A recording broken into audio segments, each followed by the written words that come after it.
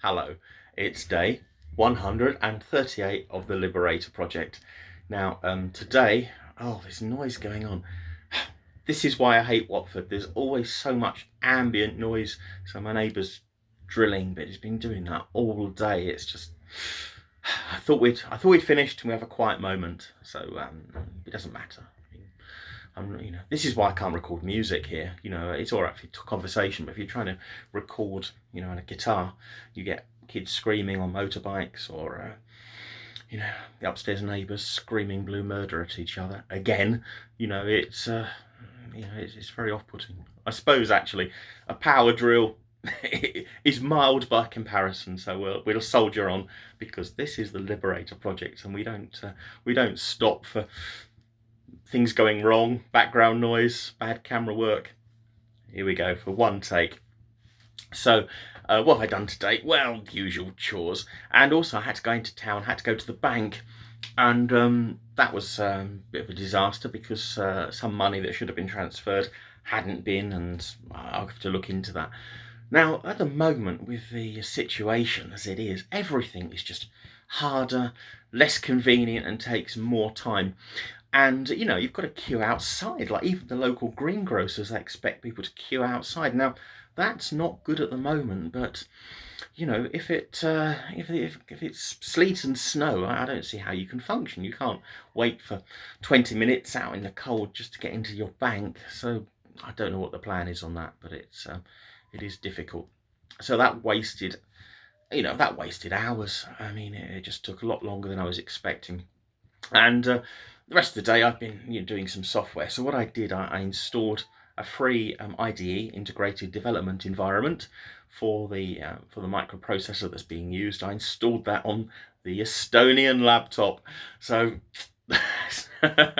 not ideal, but I'm sure I can use it like that. But I'm going to have to sort out a better laptop. I mean, it takes so long to do anything. And I think it's getting worse. I disabled all the updates, but even so, and that's not easy to do on Windows 10. But even so, it is painfully slow to use, and every now and again it will crash and restore itself back to the Estonian settings. So, not a useful tool. I do need to sort that at some point. But one problem at a time. Anyway, that's the Liberator Project for today. Thank you for watching. And now, for your delectation, I will carry on talking about one of my bad relationships. So again, if you don't want to hear that, that's fine. Skip this bit and just hit like on your way out. And for those who want to hear more, then I will carry on talking.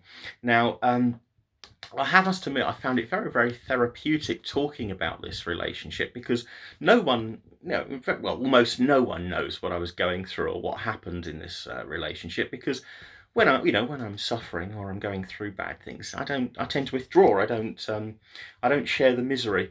So very few people know what had happened or know the whole story. So talking about it's actually, I find things very therapeutic. I feel good for doing it. So I hope that you enjoy it, but if not, I warned you. Right, and bear in mind this was all in 2010, so I've had 10 years of dating history after that, which I will talk about in the future. I think I'll give it a break after this, but this is a good point to stop. So I'll just tell you the rest of this, and it's really good to get this out.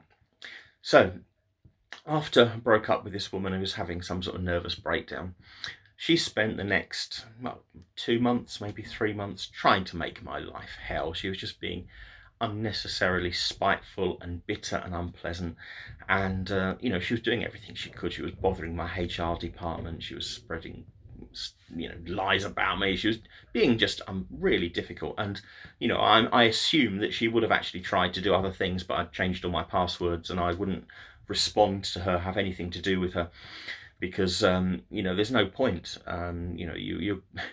If someone's doing something and they understand it's getting to you, well, that's rewarded them and they will carry it. Whereas if you just ignore them, and if they're naturally inherently a lazy, low energy person, it's tiring, and after a while they can't be bothered anymore. So I just had to sort of weather the storm on that. And anyway, during this period, I was discovering more and more debts. There were so many things that hadn't been paid, and there was my company had been wound up because the accounts hadn't been filed in time, and it was just a disaster. And I was getting more and more calls from angry people that I owed money to. There was threats. The mortgage company wanted to repossess my flat. It was just a very bad time. Now, as she'd stolen my salary for that month, or the first month, I'd run out of money. I had absolutely no money left at all, and I didn't know what to do. I mean, I had another sort of 2 weeks to go till I got paid, and I had nothing. So I had to borrow some money from a rather dodgy loan company. Now that was only like £300, but oh God, I needed to do that to survive. There was no, even then life was hell, but I didn't see I had any other option. It's not as I could go to the bank of mum and dad or bother people for the money. So I just had to do that, and that was awful experience. I mean, that £300, it ended up costing me about £1,200 to pay that debt off. It was awful, but it was a rational choice. I didn't have any way I could do anything else. So I didn't have enough for gas, electricity, heating, food, or petrol to get to work, to commute, because I come from Essex. I like Essex, and I'd moved to Watford just because there was a job. That company had to close down the bit I was working on, so I'd lost my job, and then I wanted to move back to Essex, so I'd taken a job in Essex so I could relocate back. Now, of course, being so much in debt, I couldn't afford to rent a house down there or anything, so I couldn't afford to move back. So ironically, I had to move to Watford because I was commuting from Essex to Watford every day, and now I was in a situation where I was commuting from Watford to Essex every day. So obviously that's a lot of petrol, and I had no money, so I couldn't do anything. So what I did was I started to stay at work. Now there was a shower there, and what I could do is I could work late until everyone left. Then I could hide, and then when everyone was over and the guard had gone round, I could come back out. I could there was a little kitchen there, so I could actually make something to eat. There's a shower, and I had my laptop and network, so I could watch YouTube or entertain myself. And then I would sleep. There was a leather sofa in one of the meeting rooms, so I could sleep on the sofa, set my alarm, get up really early in the morning, go to the shower room, shave, change, and then log myself back in, and everyone just assumed I'd got in really early. So that worked for a few weeks, but obviously I'm going to get rumbled eventually. And what else? The local supermarket, they had their sort of bargain food that was for sale. I think it was like 9 o'clock. I learned when it was, and what I'd do is I'd go to the supermarket waiting for the bargains to come up, and you could get like a loaf of bread for 20p and whatever was left over from the deli counter or whatever.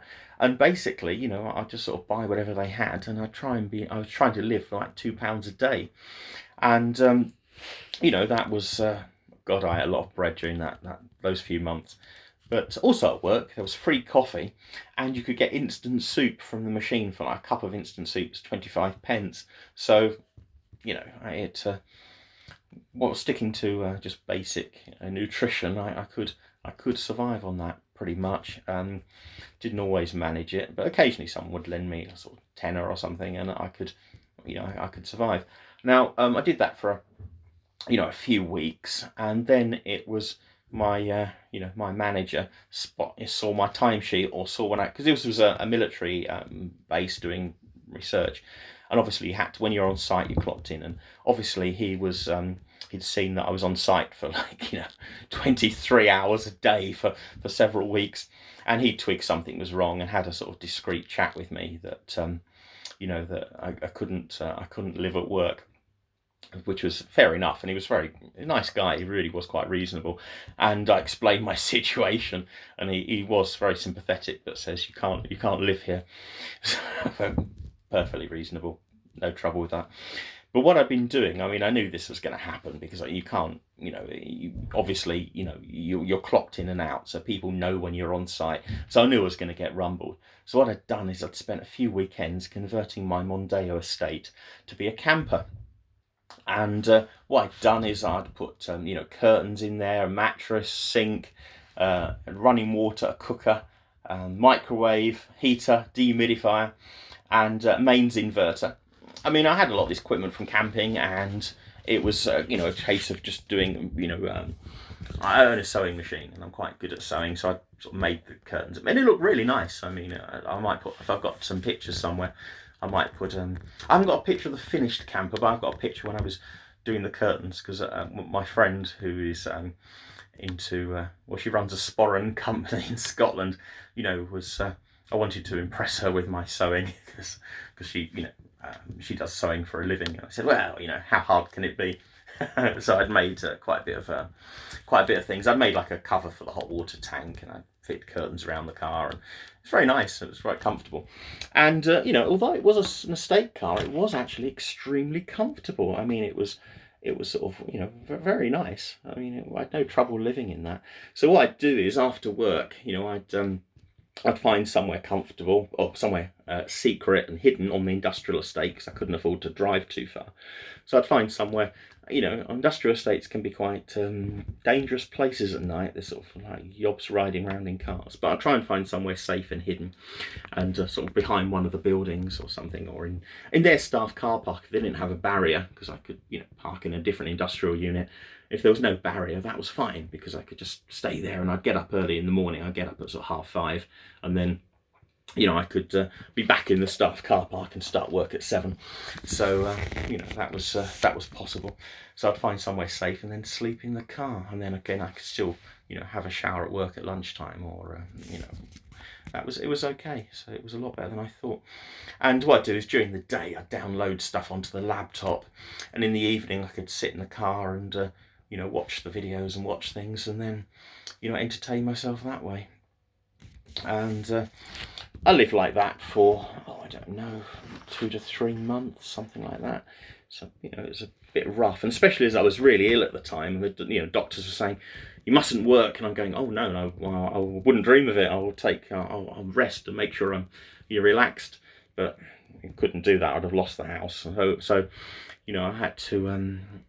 There's no point having an argument with your doctor. It's like I needed to do this, otherwise I'd be homeless, and that would have been far more detrimental to my house than sleeping in a car, which was at that point, very comfortable. So I juggled debts for a few months, and then after a few months' salary, I'd sort of recovered enough that I could afford food and petrol, and then I could actually live in my home, and things were gradually improving.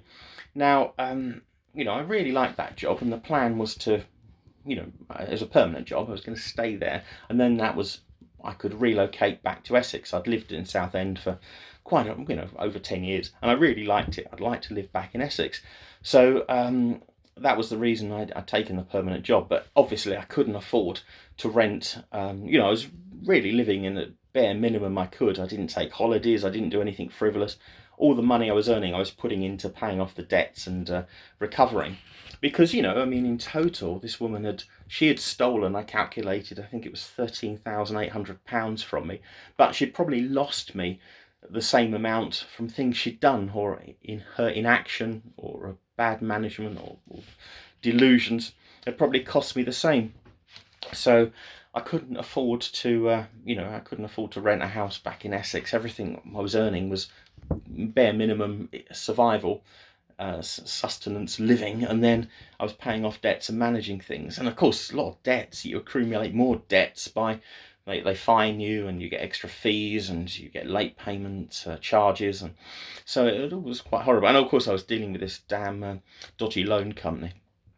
So what I did, I worked out how long it would take me to recover from this, and I worked out it would be something like 4 years living like that to get back to where I was. And as much as I liked the job, I mean, it was a really nice job. I was doing sort of R&D work, and I had a little team, and we were doing real research projects, which fantastic. I loved the job. But I thought I can't live like this for 4 years. And I thought, well, perhaps I could cut down a bit more and get it in 3. And but it wasn't. I don't think it was really practical, because you get interest on debts. It was just too long. So what I did, I resigned my job and I went contracting again. Now, as a contract engineer or a consultant, you actually earn probably double or nearly double your salary, and that was, that was, that. So it's not a great lifestyle, because you're living all around the country and you're living in hotels and you're driving up to Manchester, or you're working down in the West Country. But bear in mind, I wasn't working anywhere near where I lived anyway, so I was effectively commuting, an hour and a half each way to work. So I thought, well, I might as well be contracting. If I take a job in Manchester, well, okay, it's a little bit of a longer drive on the Sunday night or Monday morning, but I can get a bed and breakfast there, or rent a room in someone's house and then come back on the Friday, and it will save petrol.